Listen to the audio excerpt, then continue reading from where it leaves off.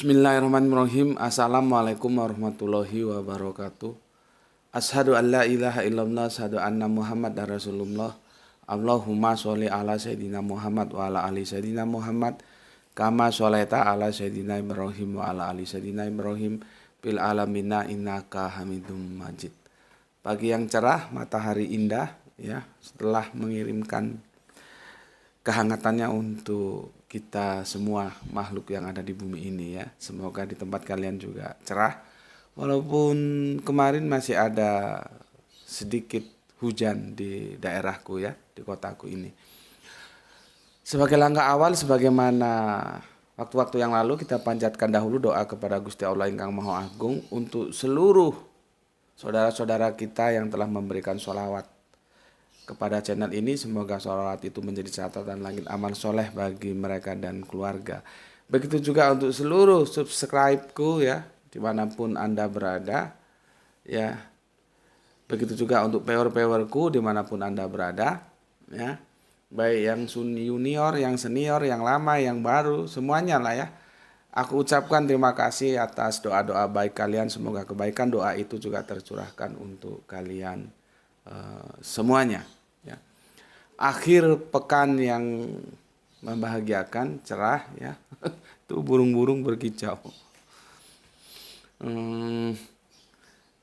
Kalau aku amati lebih dari 1 pekan tapi tidak sampai 2 pekan itu subscribe sudah meningkat menjadi 200. Jadi 28.200 ya.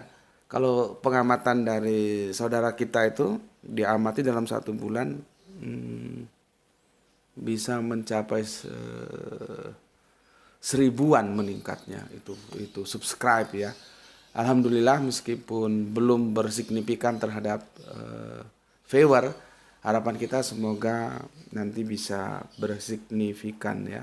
Ya proses lah, semua perlu proses. Dari 28.000 aja, kalau 10%-nya dia aktif menjadi viewer, tentunya itu suatu yang membahagiakan. Sehingga dakwah ini dampaknya begitu luas.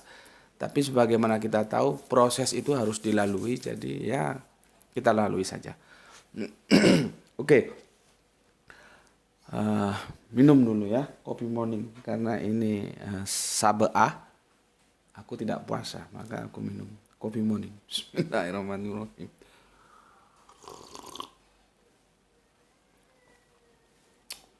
Seperti waktu yang lalu Sabeah ya, kalau aku mengartikannya 7 ya.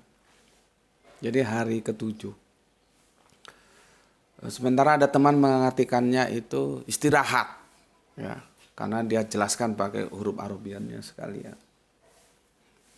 Jadi aku mengartikannya Sabeah itu 7 ya, itu yang menjadi tinjauan kajian kita kemarin dari Ehad ya, Isnain, Sulasa, Arba'ah, Khomsah, itu semua kuantitatif berubah menjadi Jum'ah, lalu kembali lagi kuantitatif Sabeah 7. Tetapi ada saudara kita yang mengartikan beda, itu bukan Sabeah, itu bukan 7 Gus, tapi istirahat. Ya monggo lah ya. Dan ternyata istirahatnya itu di hari ke-7. jadi repot. Apakah mau stressingnya kita ambil di Sabeah itu 7 atau istirahatnya? Karena stereotip istirahatnya di hari ke-7, dibalik lagi hari ke-7 itu istirahat ya. Sementara setelah aku diskusikan dengan guru Al-Qur'anku, beda lagi. Guru Al-Qur'an mengatakan, "Unda, itu artinya kesimpulan." Jadi setelah hari Jum'ah kita ketemu, jamaah, Jum'ah ketemu bermusyawarah.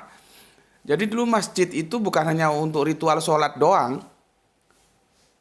Ini yang jadi salah ketika kita menempatkan masjid itu posisinya sebagai sholat doang ya. Ketika kita mau sholat doang ke masjid, itu menjadi salah karena historiskalnya tidak begitu. Di masjid itu juga kita ketemu, kita membicarakan hal-hal bagaimana kedepannya umat ini. Kita membicarakan umat di sana. Ya, hal-hal yang paling kecil saja, misalkan kalau ada saudara kita yang biasanya jamaah tidak berjamaah, itu ditanyakan apakah beliau sedang sakit atau sedang berpergian.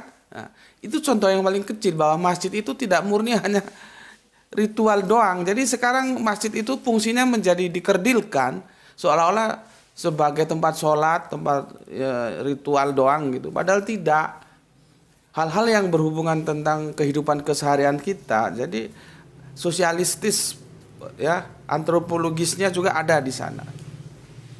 Itulah perlunya kita berjamaah ya. Jadi ketika Sabtu itu Jum'ah berkumpul, nanti di hari berikutnya ya, satu hari ke depan itu Sab'ah itu disimpulkan. Jadi kata guru Al-Qur'anku, kesimpulan artinya. Jadi ya sudahlah, mana mau diambil.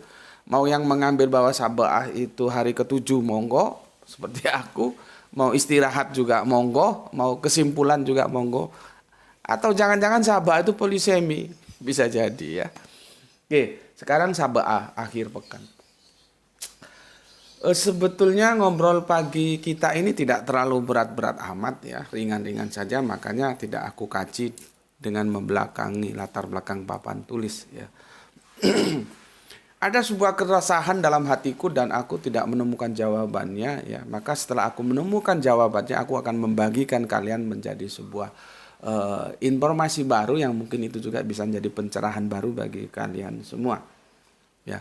Awalnya itu sih tentang sabar. Jadi yang mau dibidik oleh guru Al-Qur'an itu sabar. Dia ingin mengajarkan kepada aku tentang makna sabar sebetulnya. Tapi bergeser ke hal yang lain ya.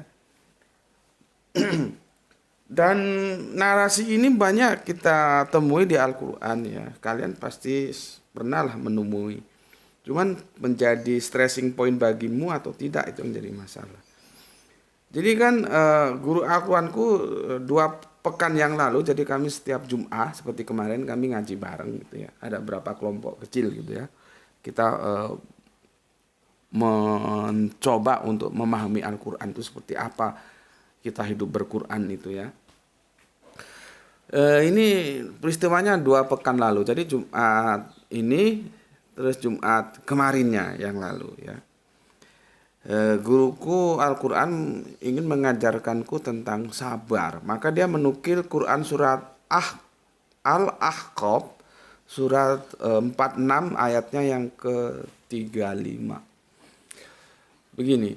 Maka bersabarlah engkau, maksudnya Kanjeng Nabi ya. Maka bersabarlah engkau sebagaimana kesabaran rasul-rasul yang memiliki keteguhan hati.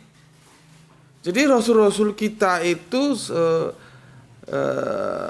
sebelum Kanjeng Nabi Muhammad itu juga orangnya sabar-sabar ya. Maka Kanjeng Nabi Muhammad pun direkomended oleh Gusti Allah Agung, begitulah bahasaku ya, supaya gampang kalian pahami, untuk meniru kesabaran atau mencontoh lebih tepatnya ya. Karena kalau meniru itu tidak tahu permasalahannya, asal copy paste aja. Kalau mencontoh dia tahu duduk permasalahannya ya. Mencontoh senior-seniornya, rasul-rasulnya untuk bersabar hati ya. Jadi begini penjelasannya. Maka bersabarlah engkau sebagaimana kesabaran rasul-rasul yang memiliki keteguhan hati. Di situ loh. Ya, aku baca lengkapnya begini. Dan janganlah engkau meminta agar azab disegerakan untuk mereka. Pada hari mereka melihat azab yang dijanjikan, mereka merasa seolah-olah tinggal di dunia hanya sesaat saja pada siang hari. Jadi kilat ya. Tugasmu hanya menyampaikan. Maka tidak ada yang dibinasakan kecuali kaum yang fasik. Gitu ya. Intri poinnya kemarin itu sebetulnya yang dibidik itu adalah sabar ya, sobaru ulul azmi ya. Jadi rasul-rasul yang dulu itu sabar ya. Dan ketika dibacakan ayat ini, aku mempunyai stressing yang berbeda. Tiba-tiba aku teringat dengan diksi, janganlah engkau meminta agar azab disegerakan. Itu yang menjadi diskusi. Jadi diskusi tentang sabar, kemudian bergeser diskusi tentang janganlah engkau meminta agar azab itu disegerakan. Ini menjadi pergulatanku ya, pergumulanku sekian masa lamanya. Kenapa ya? Kenapa kita tidak boleh meminta supaya agar azab itu disegerakan kepada orang-orang brengsek itu? Ya.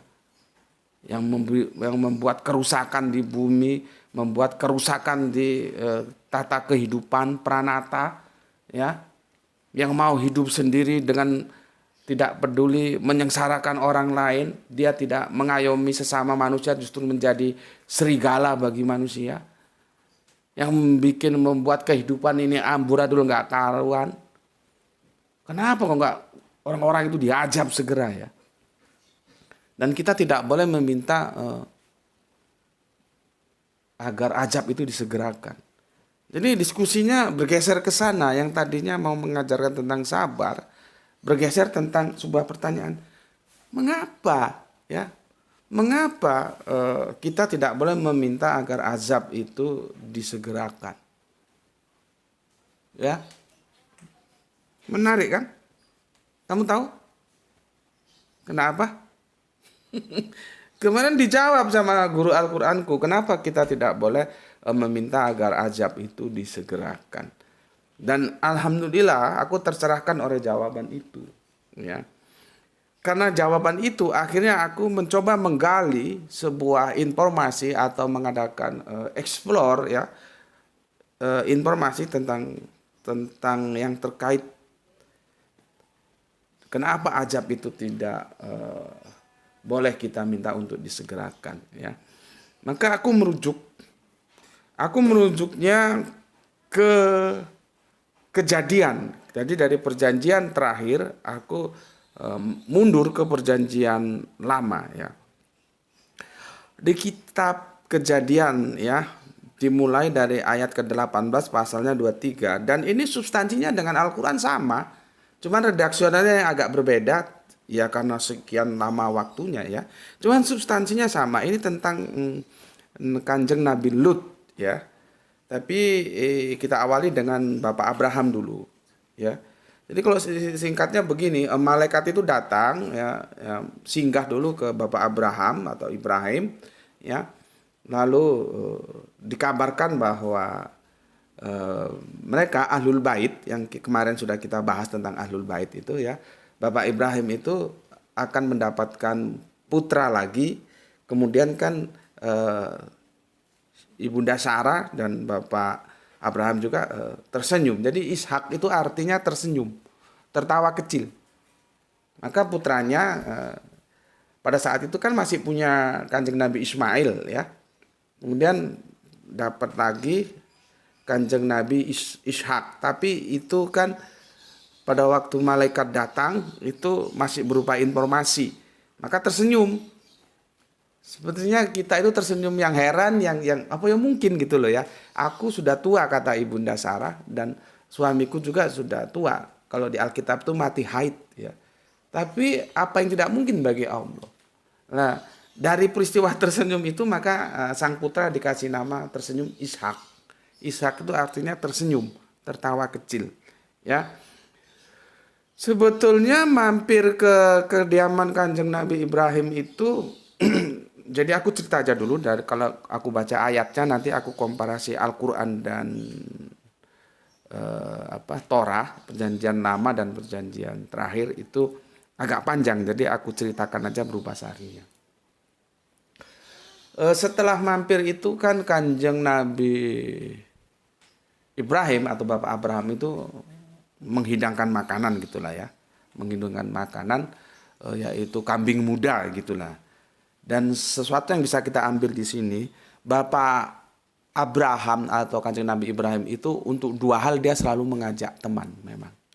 Untuk makan dan beribadah, yaitu kalau kita tarik ke sekarang sholat, artinya berjamaah. Untuk dua hal ini beliaunya selalu mengajak teman. Ya, untuk makan dan untuk beribadah.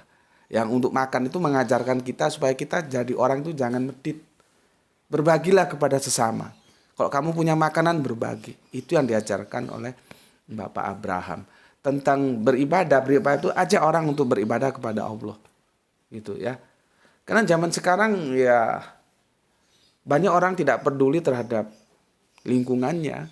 Yang penting dia sudah kenyang, lingkungannya mau lapar atau tidak peduli. Ya. Dan itu tidak diajarkan oleh Bapak Abraham. Bapak Abraham itu mengajarkan, kalau orang Jawa bilang loman, suka memberi. Harta itu tidak kamu bawa mati. Seperti kemarin aku bilang, kain kafan sejak zaman dulu sampai zaman kini Sejak zaman Kanjeng Nabi Adam sampai Adam air nggak ada, itu nggak ada sakunya kain kafan itu.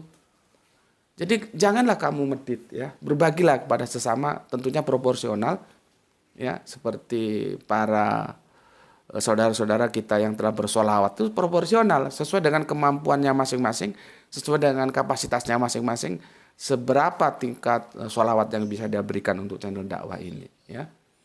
Itu yang bisa kita ambil. Terus begitu datang kan ngasih kabar bahwa nanti akan punya keturunan lagi, yaitu, dan dia tersenyum, maka keturunannya itu tersenyum karena sudah sepuh, sudah mati haid yang Ibunda Sarah, maka putranya itu diberi nama Ishak ya, tersenyum itu. Nah, setelah itu kalau kita baca kisah itu, sebetulnya itu tujuan utamanya malaikat itu tidak ke Kanjeng Nabi Ibrahim, tapi dia ada datang akan menuju ke kotanya Kanjeng Nabi Lut, yaitu kemenakannya dari Kanjeng Nabi Adam. Yang kita tahu Sodom dan Gomorrah ya. Dan kenapa mau datang ke tempatnya, ke kota Kanjeng Nabi Lut, mau dihancurkan karena di sana telah terjadi sebuah kejahatan yang itu sangat menjijikkan, yaitu kaum Nabi Lut itu lebih menyukai sesama jenis. Makanya sekarang kita dengar istilah sodomi ya. Itu berasal dari nama kota ya.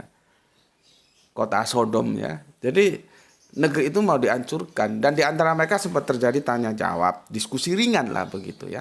Dan di Al-Qur'an juga, di Alkitab menjelaskan seperti itu. Jadi substansinya sama ya, hanya redaksionalnya yang berbeda. Nanti juga itu begitu, setelah selesai bertemu dengan Kanjeng Nabi Lut ya. Itu Kanjeng Nabi Lut resah dan gelisah ya. Resah dan gelisah. Waduh, ya apa kira? Ya namanya malaikat yang dalam wujud manusia tentunya ganteng-ganteng ya.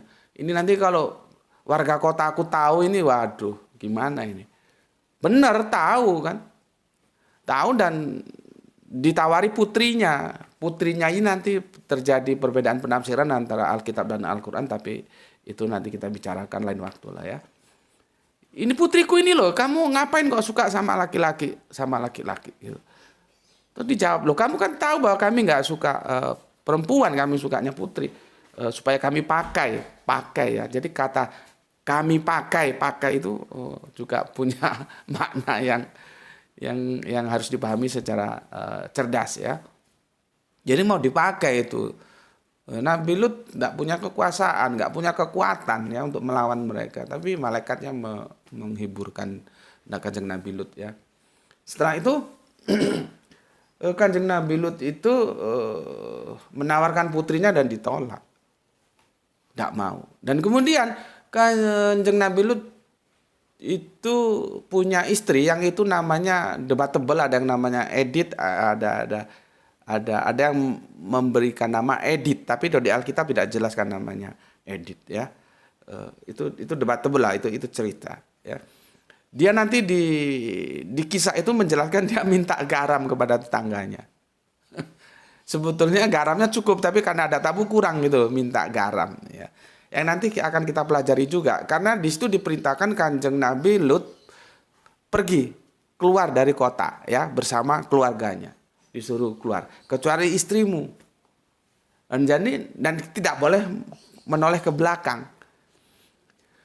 Jadi dari kisah ini ada yang kita tarik sebuah pelajaran. Kenapa ya? Pertama, tidak boleh menoleh ke belakang. Yang kedua, nanti ada istilah tiang garam. Apa yang dimaksud dengan tiang garam? Aku sudah banyak diskusi dengan para teman-teman pendetaku, tapi belum menemukan jawaban yang itu aku puas tentang what is the meaning of tiang garam. Itu nanti akan kita bicarakan bila ada waktu, juga tentang tidak boleh menoleh belakang itu kenapa gitu ya. Nanti kita bicarakan. Tapi intinya Kanjeng Nabi Lut disuruh keluar dari kota. Ya. Itu yang mau kita diskusikan kali ini, gambarannya seperti itu ya. Kalau kamu lebih detail silakan baca Alkitabmu dan Al-Qur'anmu. Sekarang kita kembali ke Alkitab ya. Oke, kita bidik bagian-bagian yang perlu saja karena itu ceritanya panjang ya. Ayat-ayat tertentu yang kita perlukan. Bismillahirrahmanirrahim.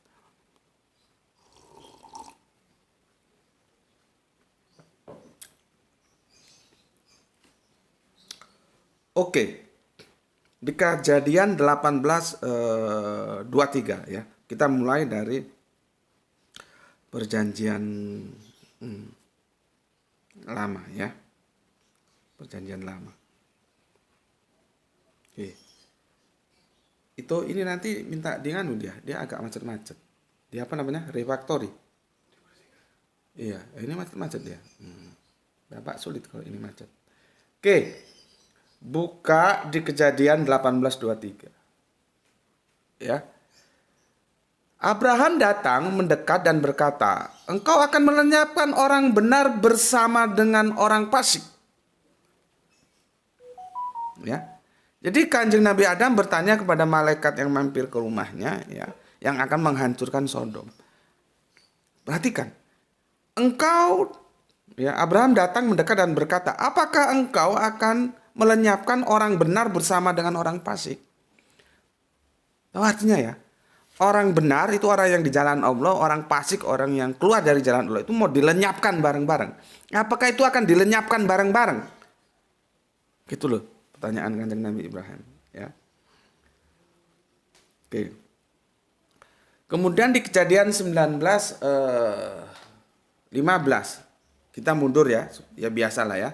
Tadi Kejadian 18:23, kita mundur ke 19 supaya aku gampang menjelaskan dan kalian gampang mengerti ya. Ketika fajar telah menyingsing, kedua malaikat itu mendesak Lot supaya bersegera, artinya meninggalkan kota. Katanya, "Bangunlah, bawalah istrimu dan kedua anakmu yang ada di sini, supaya engkau jangan mati lenyap karena kedurjanaan kota ini." Sama di Al-Quran juga begitu seperti yang aku ceritakan tadi.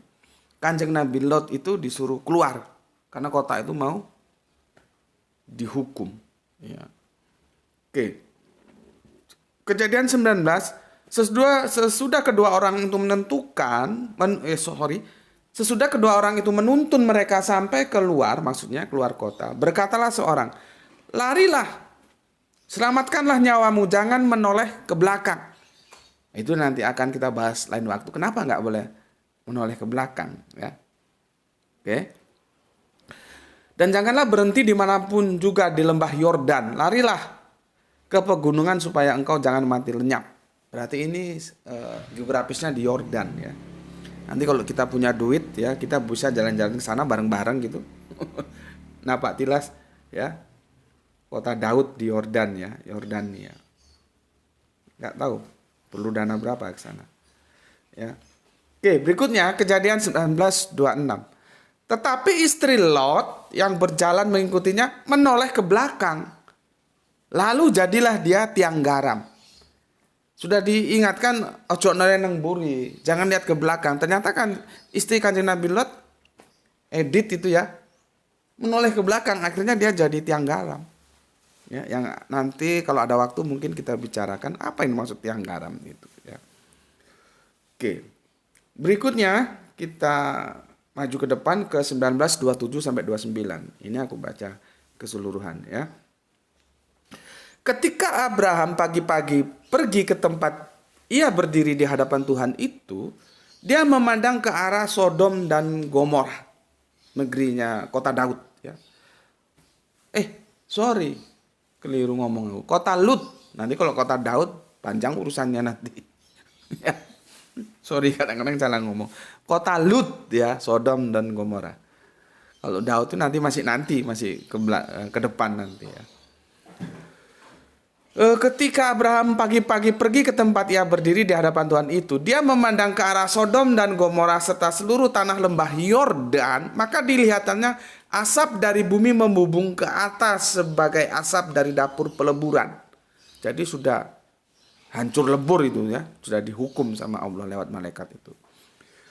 Demikianlah pada waktu Allah memusnahkan kota-kota di lembah Yordan dan menunggang balikkan kota-kota kediaman Lot, maka Allah ingat kepada Abraham lalu dikeluarkannya Lot dari tengah-tengah tempat yang ditunggang balikkan itu.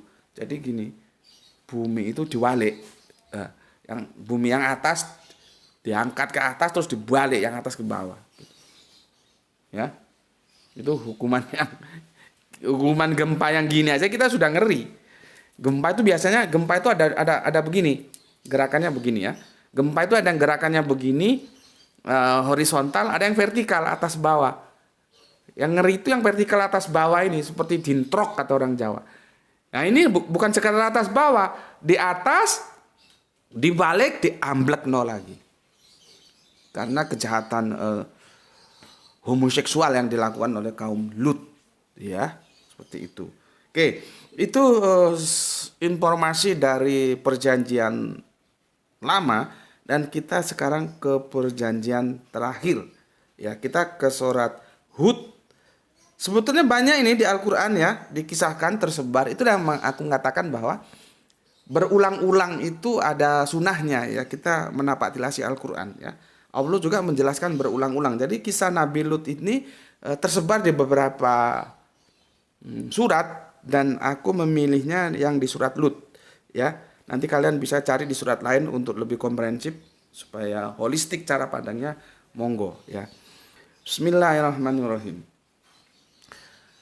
Mereka ya, jadi gini, qalu ya Lutu inna rasulu rabbika la yasilu ilaika pa asri. Hati-hati, ada kata asri di situ ya. Asri bi ahlika bi kitimi minal laili, malam ya, laili malam. Wala yaltafi minkum ahadun ya. Ilam ro'ata innahu buha ma asobahum inna mau'idda humus sub alais subhu bi korib. Lihat ya, yang aku mau ini kita ya singular ya, ada sisi lain yang menarik yang sebetulnya bukan tema utama kita. Asri ya. Dan ada lail, ada asri, ada lail. Asri Isra, lail malam. Isra perjalanan malam. Ternyata Kanjeng Nabi Lut juga Isra.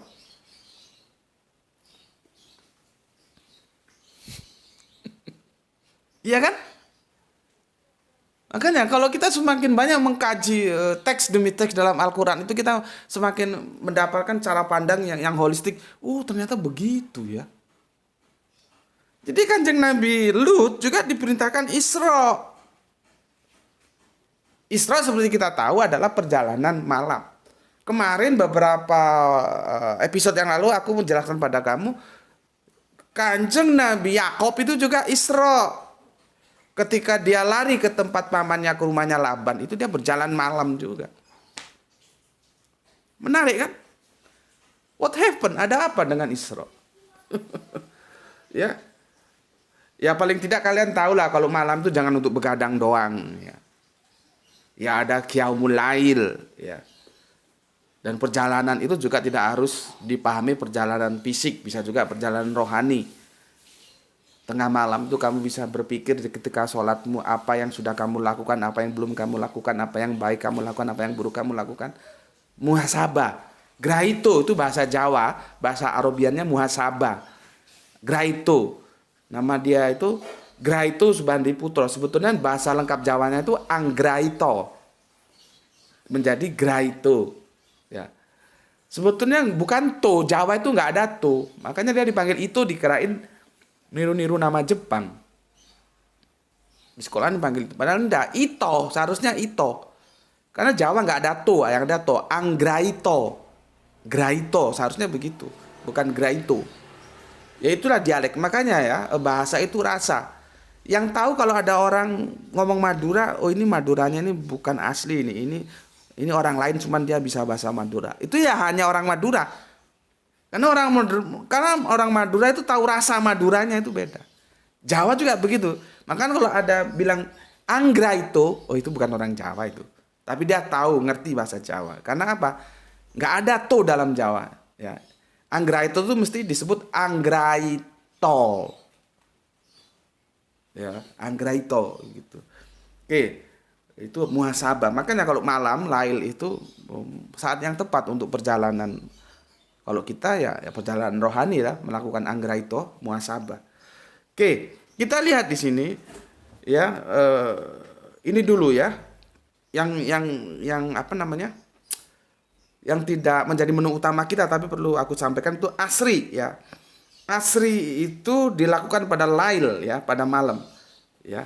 Jadi kalau di bahasa Arabiunnya asri itu berjalan ya. Tapi di terjemahan kita disuruh pergi. Pergilah ya, sama lah ya. Pergi, disuruh pergi. Jadi Kanjeng Nabi Lut itu disuruh pergi malam hari karena besok paginya mau dihabisi itu kota. Ya. Begini. Mereka para malaikat berkata, "Wahai Lut, sesungguhnya kami adalah para utusan Tuhanmu, Robmu." Ya. Kok di terjemahan ini Tuhan dia. Padahal Tuhan aku ingatkan bisa Rob, bisa Ilah. Ya. Hati-hati. Sesungguhnya kami adalah para utusan Robmu. Mereka tidak akan dapat mengganggu kamu. Maksudnya orang-orang yang jahat yang minta malaikat ini, tamunya ini mau dipakai itu ya.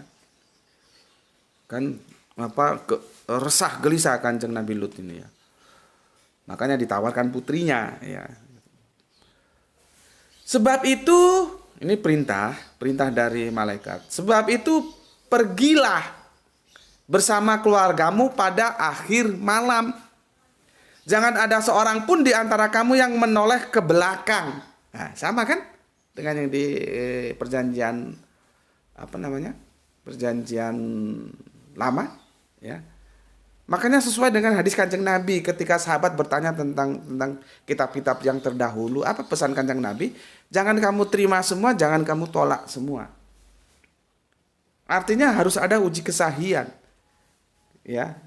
Seperti ini kita menggunakan cara pandang komparasi, oh sama ternyata ya kita terima. Gitu ya. Jadi disuruh pergi ya. Disuruh pergi, kalau di bahasa Arabnya berjalanlah bersama keluargamu pada akhir malam. Isra, asri ya. Laili, minal laili ya. Ya, disuruh pergi. Disuruh pergi. Kalau terjemahan tekstualnya asri itu berjalanlah ya. Artinya kamu dan keluargamu dan pengikutmu serta istrimu, keluargamu dari kota ini, gitulah disuruh pergi ya. Sesungguhnya dia akan ditimpa siksaan yang menimpa mereka. Maksudnya yang orang-orang banyak dosa karena homoseksual itu tadi. Jadi istrinya itu termasuk yang ditimpa siksa juga, ya. Sesungguhnya saat terjadinya siksaan bagi mereka itu pada waktu subuh. Bukankah subuh itu sudah dekat? Ya, subuhnya sudah dekat. Sama di Alkitab juga nanti subuh. Makanya ketika pagi-pagi dilihat Kanjeng Nabi Ibrahim, wah selesai itu barang. Ketika Kanjeng Nabi Ibrahim, Bapak Abraham melihat ke kota Sodom dan Gomora, ya, subuh. Oke, yang menarik di sini disuruh pergi, hijrah, ya, asri perjalanan malam, hijrah, berpindah. Kamu jangan di situ, kamu pindah. Oke, hati-hati. Perhatikan kata-kataku. Kamu jangan di situ, Lut. Kamu keluar, pindah, jangan bercampur di situ. Karena apa? Kalau kamu di situ, nanti kamu kena ini, mau tak habisi ini kotamu ini. Kamu keluar, keluargamu, ya, pengikutmu, istrimu, tapi istrimu nanti kena karena dia melihat ke belakang, nggak boleh lihat belakang, lihat belakang. Dia menjadi tiang garam, ya. Kamu keluar, Lut. Kamu pindah, Lut. Kamu jangan di situ. Kamu jangan jadi satu sama mereka. Oke, perhatikan itu ya. Nah, sekarang kamu ngerti nggak? Ngerti nggak? Sudah dapat gambaran tidak? Ya, tentang surat Al-Ahqaf 46 ayat 35. Maka bersabarlah engkau sebagaimana kesabaran rasul-rasul yang memiliki keteguhan hati, dan janganlah engkau meminta agar azab disegerakan untuk mereka. Kenapa kita tidak boleh? Coba. Kenapa kita tidak boleh meminta azab itu disegerakan untuk mereka?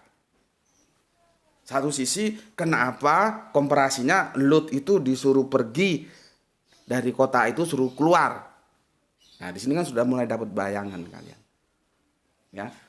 Jadi begini, kita itu umat yang terunggul itu punya syarat loh. Kalau kita baca Al-Qur'an itu, apabila kamu beramar ma'ruf nahi munkar, itu syaratnya supaya kita menjadi umat yang terunggul. Islam itu kita menjadi umat Islam yang terunggul itu apabila kita amar ma'ruf nahi munkar. Kan banyak sih kita bilang, kamu jangan mabuk-mabukan di sini, kamu jangan berzina di sini. Terus dijawab, duit gue, perempuan-perempuan, pelacur-pelacur orang lain, ngapain lu larang-larang? Kan sering begitu kan? Duit gue, mabuk gue, yang mampus juga badan gue. Pelacur yang jadi pelacur juga bukan anak lu, orang-orang lain. Ngapain lu? Gue bayar duit gue juga. Kenapa lu larang-larang gue? Kan sering ada pertanyaan begitu. Ya. Dan aku jadi teringat, semoga Allah selalu merahmatinya dalam tidur panjangnya. Itu pernah dijelaskan dalam kajian oleh dai sejuta umat almarhum Bapak Kiai Haji Jaunuddin MZ, ya, semoga Allah selalu merahmatinya, ya. Beliau ulama yang lurus, ya, ulama yang berpegang teguh terhadap Al-Qur'an dan hadis, ulama yang tidak bisa dibeli, ya, yang bisa untuk jadi panutan kita. Ya. Dijelaskan di situ oleh beliaunya, Kiai Haji Bapak Jaunuddin MZ almarhum, semoga Allah merahmatinya. Apa penjelasan beliau? Iya, tapi kalau azab datang itu tidak hanya menimpa elu, goblok. Ngerti? Jadi adanya kita beramar ma'ruf nahi mungkar itu memperingatkan orang, meskipun dia minum duit dia sendiri, berzina itu barang-barang dia sendiri kalau kena penyakit kelamin. Tapi kenapa kok kita ngurusi jangan begitu? Karena kalau hukuman Allah, kalau bencana itu datang, yang kena itu bukan hanya elu. Gue juga kena, makanya gue peringatin lu gitu. Seperti contoh akhir tahun kemarin di sini terjadi daerah gunung. Logika seperti nggak nyambung, tapi fakta ternyata bisa terjadi. Kebanjiran itu loh. Bencana banjir. Karena apa? Karena hutan gundul. Pertanyaannya, yang membala itu hutan itu saja yang kena bencana itu atau orang lain di sekitarnya yang nggak tahu apa-apa kena juga? Kan enggak. Kalau bencana sudah datang itu siapapun akan merasakan akibatnya. Jadi kalau hutan digundul tiba-tiba terus hujan deras dan jadi bencana banjir, itu yang kena efek dari bencana banjir bukan hanya yang menggunduli hutan, tapi masyarakat kita semua juga yang ada di sekitar itu ikut kena. Makanya kita memperingatkan, hutannya harus dijaga, jangan digunduli, bapak-bapak penguasa, bikinlah undang-undang peraturan perlindungan hutan supaya hutan itu tetap hijau, jangan dirusak. Jangan boleh itu para para pemodal masuk merusak hutan kita. Begitu. Nanti kalau dibilang lu itu nggak tahu apa-apa, ikut ikutan doang, kok ngurus-ngurusi, kasih tahu. Iya Pak, kalau nanti bencana banjir itu datang bukan hanya elu saja yang kena, bukan hanya pengusaha-pengusaha itu saja. Bahkan penguasanya dia enak, dia bisa tidur di tempat lain, di kota lain. Tapi kami ikut merasakan bencana itu. Tuh, kasih penjelasan seperti itu. Jadi para penguasa-penguasa yang yang sedang memegang kekuasaan di negeri ini, ya, itu bikinlah peraturan dan undang-undang dan itu ditegakkan supaya hutan dilindungi, ya. Karena kalau bencana itu datang semua kita habis. Nah, dari sini kamu sudah dapat gambaran. Kenapa kita tidak boleh meminta agar azab itu disegerakan? Aku jelaskan, ya. Karena kalau azab itu disegerakan, ya, sudah 30 menit ini. 39. Jadi panjang. Mohon maaf ya, tapi aku usahakan tidak sampai 1 jam, ya. Gini loh, ya, jadi gini. Tadi aku sudah kasih cerita seperti itu, ya. Tentang azab tadi itu. Bismillahirrahmanirrahim, minum dulu.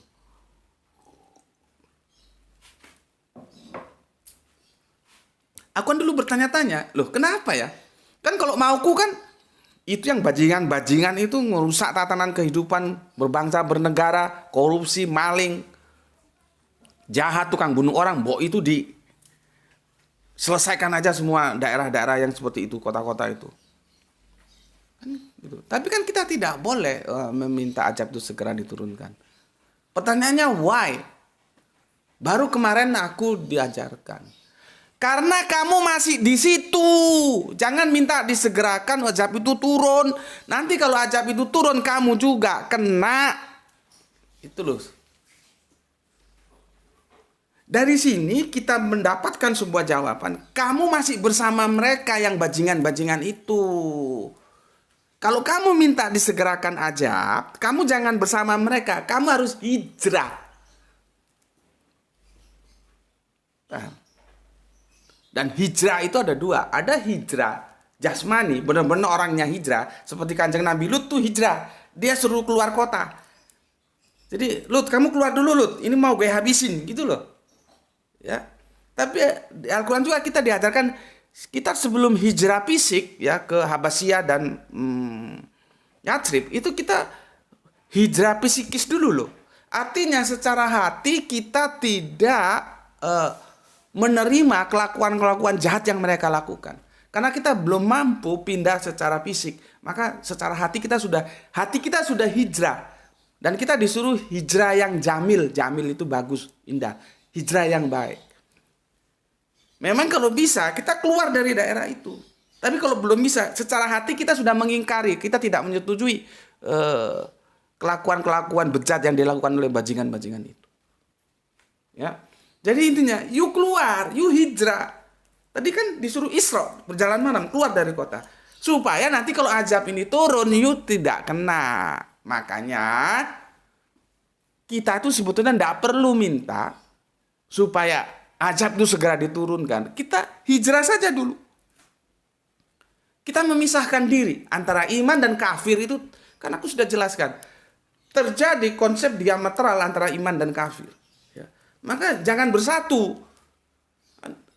Nanti kalau azab ini benar-benar kamu minta dan diturunkan, kamu juga kena. Maka berpisah. Pisahkan dirimu. Hijrah kamu. Nah, nanti ketika azab turun, kamu terselamatkan. Seperti bagaimana Kanjeng Nabi Lut dan pengikutnya ya terselamatkan. Oke?